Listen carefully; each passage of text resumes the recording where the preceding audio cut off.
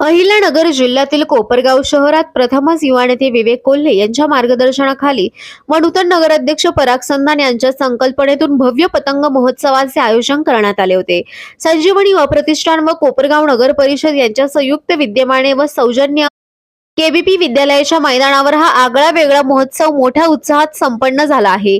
या अनोख्या उपक्रमाला कोपरगावकरांनी उत्स्फूर्त प्रतिसाद देत मोठ्या संख्येने उपस्थिती लावली। लहानांपासून वृद्धांपर्यंत सर्व वयोगटातील नागरिकांनी पतंग उडवण्याचा मनसोक्त आनंद घेतला। महोत्सवाच्या निमित्ताने शहरातील आकाश रंगीबिरंगी पतंगांनी सजले होते। सदर पतंग महोत्सवाचे उद्घाटन संजीवनी महिला बचत गटाच्या अध्यक्ष रेणुका कोल्हे व नगराध्यक्ष पराग संधान यांच्या हस्ते हवेत फुगे सोडून करण्यात आले।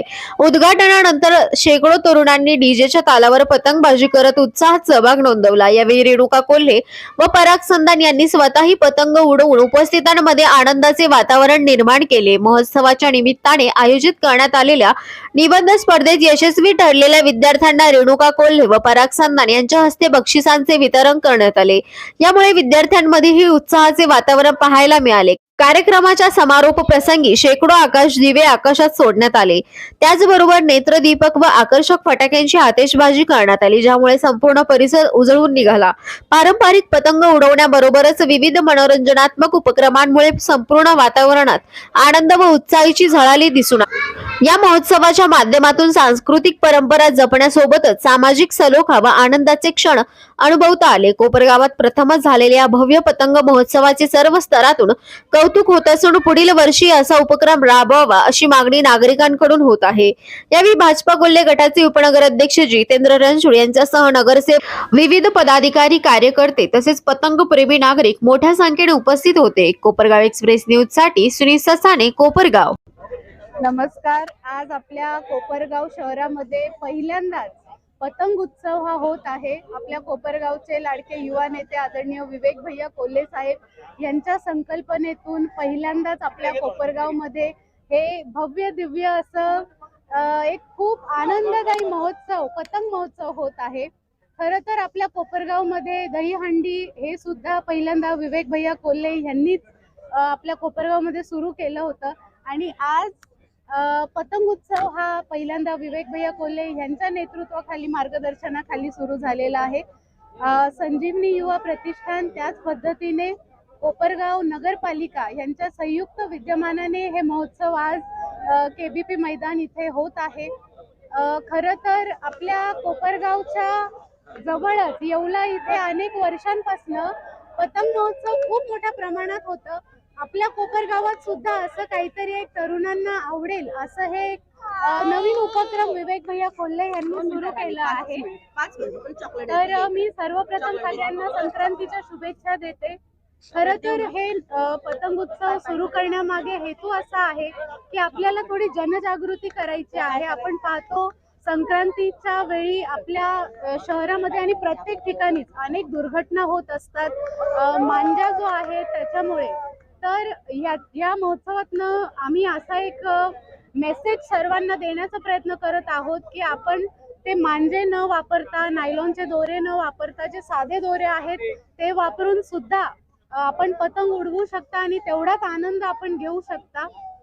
मला असं वाटतं खरं तर फक्त संक्रांतीत मजा म्हणून पतंग उडवणं नाही, तर ह्या मागे खूप काही एक शिकण्यासारखं सुद्धा आहे। बघा, एक साधा पतंग आहे पण तो आपल्याला काय शिकवतो की जर वारा विरुद्ध असेल तरच पतंग हा उंच उडू शकतो। त्याच पद्धतीने आपल्या आयुष्यात जर संकट अडचणी आल्या तर त्याच्यातनं आपण शिकून, मात करून आपल्या आयुष्यात आपण खूप मोठे होऊ शकतो। बघा, जर पतंगाला उंच उडायचं असेल तर त्याची जी डोर आहे ती मजबूत लागते। त्याच पद्धतीने आपल्या आयुष्यात सुद्धा जर आपल्याला उंच भरारी घ्यायची असेल तर आपल्या आयुष्यातले मूल्य हे खूप स्ट्रॉंग पाहिजे, घट्ट पाहिजे। त्यामुळेच आपण आयुष्यात खूप काही मिळवू शकतो। वेळ प्रसंगी आपल्याला जे पतंगाची डोर आहे ती आपल्याला सैल सोडावी लागते। त्याच पद्धतीने आपण आयुष्यभर प्रामाणिक प्रयत्न हे करत राहायचे। कधीही कुठलंही काम करो ते अति प्रामाणिकपणे आपण करायला पाहिजे आणि शेवटी त्याचं जे फळ मिळणार आहे ती डोर आपण भगवंतांकडे सहजपणे सोडून दिली पाहिजे आणि आपल्या प्रामाणिकपणेचं नक्कीच आपल्याला एक चांगलं फळ त्यातनं मिळेल. त्याच पद्धतीने आपल्याला कधी कधी ही जी डोर आहे ती घट्ट आवळावी सुद्धा लागते. त्याच पद्धतीने वेळ प्रसंगी आपल्याला आपल्या आयुष्यात आपल्या मनावर ताबा हा ठेवता आला पाहिजे, संयम आपल्याला हे ठेवता आलं पाहिजे. अशा सगळ्या गोष्टी या साध्या पतंगातनं आपल्याला शिकायला मिळतात. त्याचमुळे मला असं वाटतं की या पतंग उत्सवाचं महत्त्व संक्रांतीमध्ये खूप मोठा आहे. आणि विवेक भैया कोल्हे तसेच आपल्या कोपरगाव नगर परिषद आणि आपले नवनिर्वाचित नगराध्यक्ष परागजी संधान यांनी ह्या सुंदर अशा कार्यक्रमाचं आयोजन केलेलं आहे. त्याच पद्धतीने संजीवनी युवा प्रतिष्ठानचे सगळे युवा कार्यकर्ते यांचं सुद्धा मी खूप अभिनंदन करते की पहिल्यांदाच आपल्या कोपरगावमध्ये पतंग महोत्सव होत आहे, पण अतिशय चांगलं नियोजन त्यांनी सगळ्यांनी केलं आहे आणि खूप सुंदर असा प्रतिसाद नागरिकांचा, युवकांचा, महिलांचा, लहान मुलांचा आपल्याला मिळालेला आहे. तर सगळ्यांचे पुनश्च याबद्दल मी अभिनंदन करते आणि सगळ्यांना आमच्या कोल्हे परिवाराच्या वतीने संक्रांतीच्या खूप खूप शुभेच्छा देते. धन्यवाद. संजीवनी युवा प्रतिष्ठान व कोपरगाव नगरपालिका यांच्या संयुक्त विद्यमानाने आज हा आपण पतंग महोत्सव आयोजित केलेला आहे. यामागे आमचे सर्वस्वी नेते विवेक भैया कोल्हे यांच्या संकल्पनेतून हा पतंग महोत्सव होत आहे. कारण विवेक भैयांनी कायमच सांस्कृतिक, धार्मिक, क्रीडा या सगळ्यांनाच प्रोत्साहन दिलेलं आहे.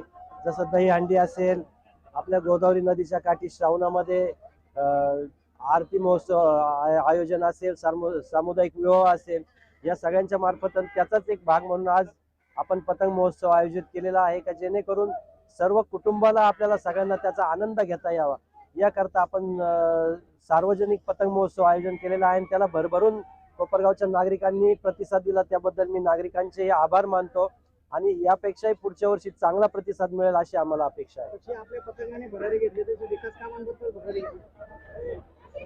नक्कीच आमच्या ज्या पतंगाने आता 2025च्या इलेक्शन मध्ये भरारी घेतली त्याच पद्धतीने कोपरगावच्या विकासाची सुद्धा, ती शहराची जी भरारी राहील ती तालुक्यात सुद्धा त्याच पद्धतीने भरारी राहणार आहे आणि आमचा पतंग हा कायमच असाच उंच उडत राहणार आहे.